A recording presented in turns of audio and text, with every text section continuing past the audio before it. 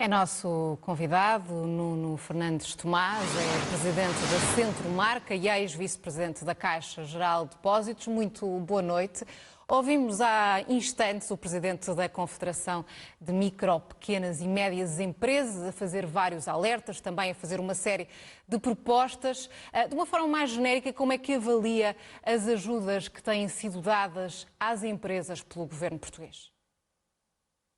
Antes de mais, boa noite, obrigado pelo convite. Talvez começar por lhe dizer o seguinte: se há alguma coisa que esta crise tem, é que é assimétrica. Esta pandemia bateu em todos, sem exceção, não só nos países, como também nas empresas.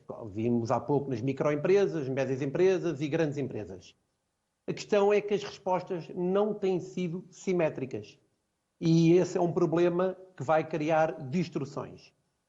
Desde logo, tenho pena que uma vez mais a Europa não tenha respondido de uma forma unida e de uma forma rápida, de forma a não criar distorções, fazendo com que vários Estados-membros tenham aparecido com respostas diferentes, com pacotes de estímulos com discrepâncias enormes, e isto, no curto prazo, vai trazer ainda mais distorção, ainda, eu diria até estranho, para quem num continente como o europeu a DGCOM tinha tanta força até há bem pouco tempo, alguma concorrência desleal em termos do tecido empresarial europeu. Mas talvez para lhe dizer concretamente, porque eu estou no terreno porque sou administrador de algumas empresas, tenho um fundo de capital de risco que detém várias participadas, dizer que de facto o crédito tem demorado, mas não participo no jogo de culpar a banca, em que de facto há os bons e os maus. Eu acho que estamos num momento, a ver um momento único, que não interessa o jogo de passa-culpas, mas sim tentar ser construtivos.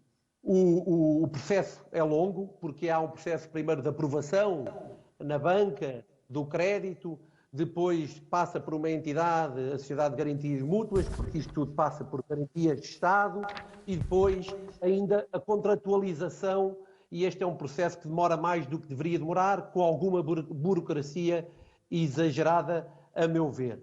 Agora, os bancos estão a fazer o seu melhor, têm trabalhado, tiveram na Páscoa, no fim de semana Páscoa, em casa, tanto quanto eu soube, todos os departamentos de risco dos bancos a trabalharem para oferecerem respostas. Tem havido milhares e milhares de pedidos. Mas Nuno Fernandes Tomás, e até aproveitando a sua experiência passada na banca, de facto temos ouvido muitos empresários queixaram-se na dificuldade de terem acesso precisamente ao crédito e nos tempos de resposta tardios, que também já referiu. Mas se não é culpa dos bancos, é culpa de quem? É culpa do processo, que por si só é burocrático e longo?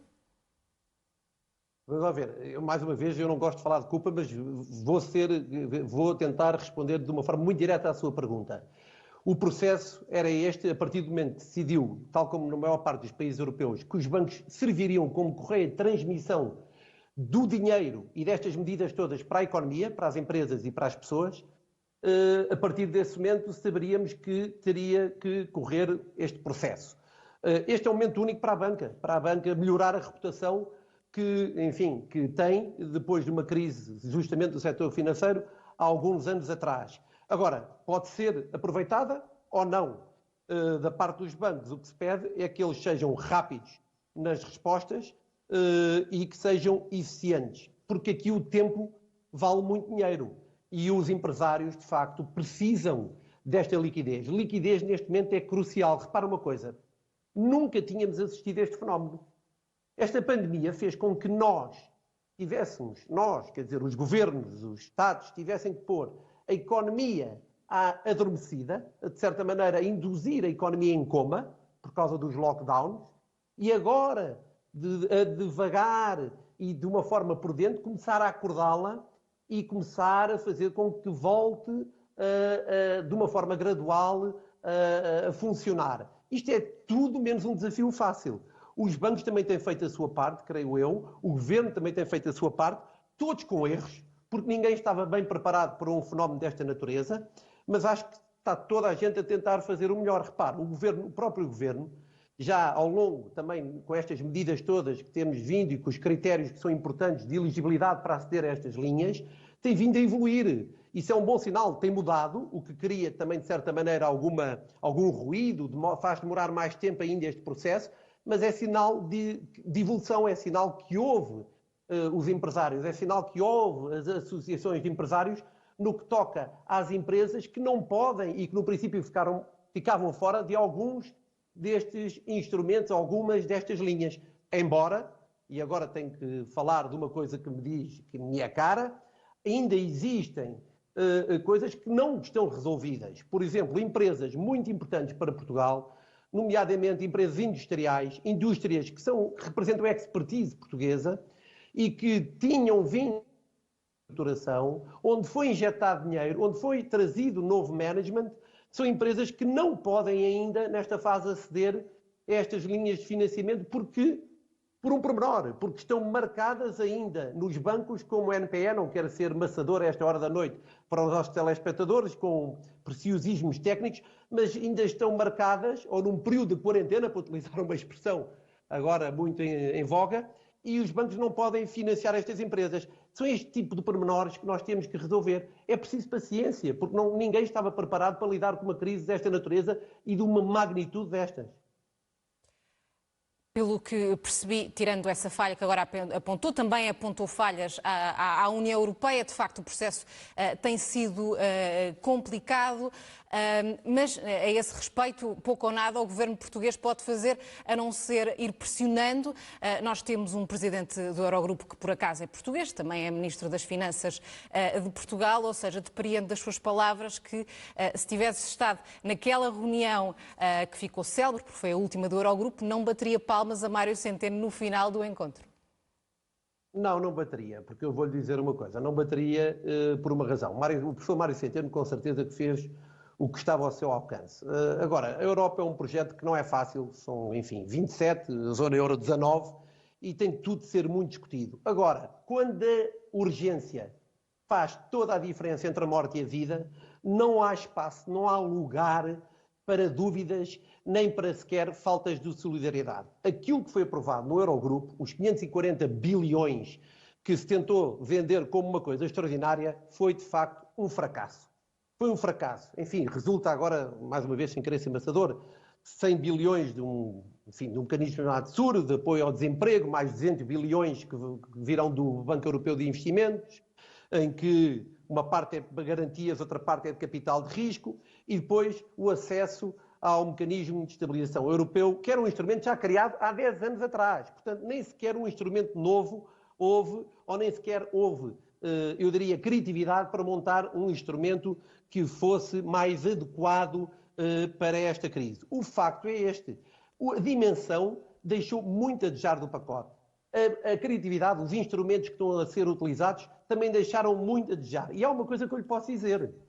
Estamos a pôr dívida em cima de dívida. A economia portuguesa já é uma economia muitíssimo endividada. Tinha vindo a fazer um caminho de redução do endividamento, embora paulatino, e agora, de um momento para o outro, vai-se ver abraços com uma dívida provavelmente maior que 135%. Eu estou em crer que vai ser maior, enfim, porque vamos ter aqui um efeito numerador da riqueza produzida pelo país e do denominador também, caso o próprio aumento de dívida, por todas estas medidas que estamos a ver, vão fazer com que haja mais déficit, mais dívida, mais desemprego e, atenção uma coisa, mais austeridade. Eu bem sei que é uma palavra que não se gosta de falar, mas isto tudo vai resultar numa austeridade. E atenção, austeridade não é uma opção, austeridade vai ser uma necessidade. Ponto final. Pode-se não gostar ou gostar. Isto, basicamente, é o que vai acontecer, infelizmente. A austeridade, de facto, é uma palavra que não é proibida, mas tem sido de difícil uso por parte dos governantes, até porque tem um peso muito grande. E no seu entendimento, contra a corrente, deviam ter sido, por exemplo, congelados os aumentos da função pública? Sim, bem, eu sei que não é muito, enfim, politicamente correto dizer-se isso, até porque, enfim, estamos a falar de aumentos muito pequenos, mas numa fase como esta, em que nós estamos a tomar uma série de medidas em que já estamos a ver, embora a incerteza seja muito grande nesta fase, porque não sabemos como é que vai ser a recuperação. Em V não vai ser com certeza, como já ouvi, enfim, eu ouço alguns na esperança que venha uma recuperação em V, por aquilo tudo que já tive a oportunidade de dizer, não prevejo uma recuperação em V para a maior parte dos países europeus, muito menos para Portugal. Agora, se será em U, em L, em W, ou então agora mais tarde fala-se agora também do símbolo da Nike, que passa a publicidade de uma recuperação mais longa, o que vamos ter a certeza é que vamos ter aqui um período complicado. Vamos ter aqui 2 anos, pelo menos, complicados. E nesta fase, quando sabemos que vamos ter austeridade, estar a aumentar os ordenados, os salários da função pública, parece-me a mim, enfim, eu diria absurdo, mas tenho que ter cuidado com as palavras. Este é um aumento que já estava decidido, portanto, este ainda concebo que avance. Agora, quando se começa a falar de possíveis aumentos para o ano 2021, quer dizer, estamos a falar no reino da ilusão, porque infelizmente não vão haver aumentos, vai haver muito desemprego, vai haver austeridade, e a austeridade não vai ser só feita no setor privado, vai ter que passar também pelo setor público, na minha opinião. Nuno Fernandes Tomás, muito obrigada por ter estado em direto neste Jornal da Meia-Noite. Obrigado, Elcio.